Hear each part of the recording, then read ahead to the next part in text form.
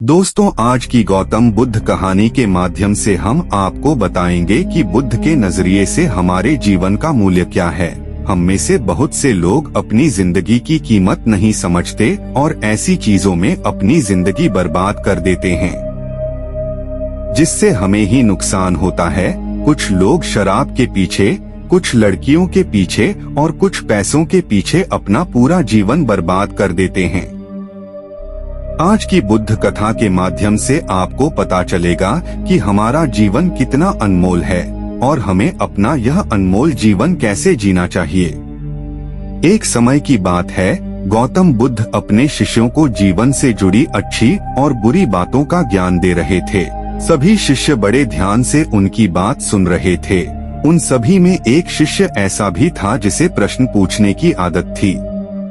वह उठकर गौतम बुद्ध के पास गया और उनसे बोला, आप हमें जीवन के बारे में जो कुछ भी सिखा रहे हैं उसका क्या फायदा, क्योंकि हम में से कई बच्चे तो यह भी नहीं जानते कि हमारे जीवन का मूल्य क्या है और यह जीवन कितना कीमती है हमारे लिए है। पहले कृपया हमें बताएं कि इस जीवन का मूल्य क्या है। बुद्ध ने अपने शिष्य की बात सुनकर अपने कमरे में जाकर पत्थर का एक चमकता हुआ टुकड़ा ले आया।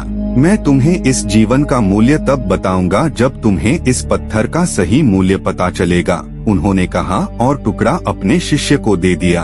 आप भी इस पत्थर के टुकड़े को किसी को नहीं बेचें। शिष्य गौतम बुद्ध की बात मानकर बाजार की ओर चले गए। उसने पहले बाजार में एक फल विक्रेता को देखा और उसे एक पत्थर दिखाकर पूछा, इस पत्थर के बदले तुम मुझे कितने फल दे सकते हो?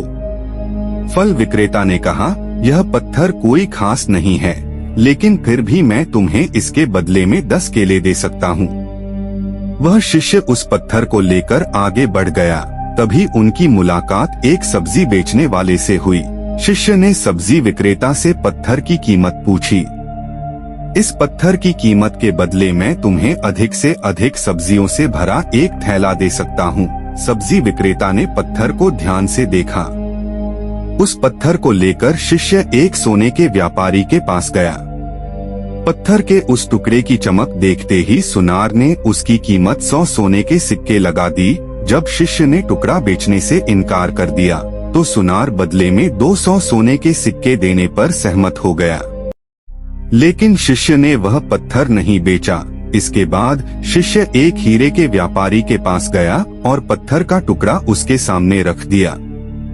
जैसे ही हीरे के व्यापारी ने उस पत्थर को देखा, उसने एक साफ कपड़ा बिछाया, उस पर पत्थर रखा, फिर उसकी परिक्रमा की और हाथ जोड़कर पत्थर को कपड़े में लपेटते हुए कहा, तुम जिसे साधारण समझ रहे हो उसकी कीमत पूछ रहे हो पत्थर, दरअसल यह एक बहुमूल्य माणिक है। ऐसा माणिक हर किसी को नहीं मिलता।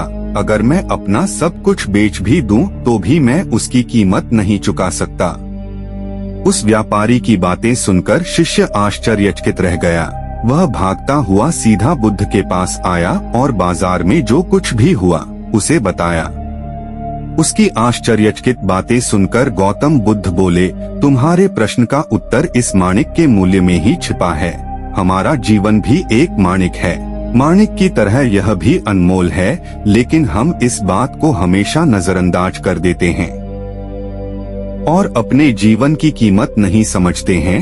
हम दूसरों को देखकर और उनके जैसा जीने की कोशिश करके अपने जीवन का मूल्य कम कर देते हैं।